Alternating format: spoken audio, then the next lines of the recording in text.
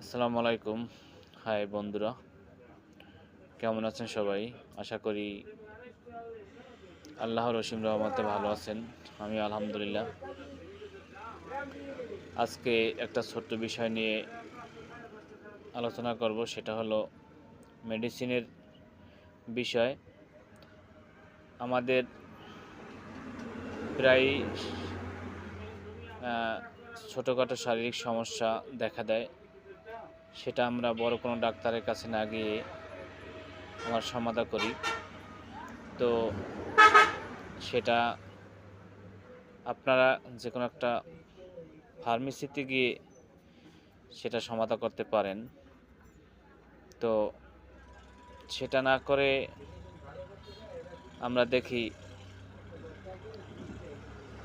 একজনে একটা সমস্যার জন্য একটা মেডিসিন খাইছে, সেটা খাওয়ার পর সে সুবিধা হয়েছে, ওইটা আবার অন্য কাউকে বলল যে আমি এই সমস্যার কারণে এই মেডিসিনটা খাইছি, আমি ভালো হয়েছি।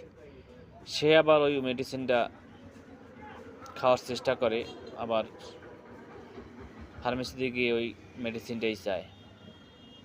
আসলে মেডিসিনটা যেমন আমাদের উপকার করে, আবার ক্ষতিও করে যদি আমরা নিয়ম ছাড়া খাই। কথাটা হইল, আপনার সমস্যা আর অন্য আরেকজনের সমস্যা এক নয়, আপনার শরীর অন্য একজনের শরীর এক নয়। তো এই জন্য একজনের সমস্যার কারণে একটা ঔষধ খাইলে সেই ঔষধটা আবার আপনিও খাইতে পারবেন না। সেটা খাইলে আপনার সমস্যাটা বাড়তেও পারে। তাই কখনোই আপনারা এই সমস্যার সম্মুখীন হবেন না। আপনারা একজনের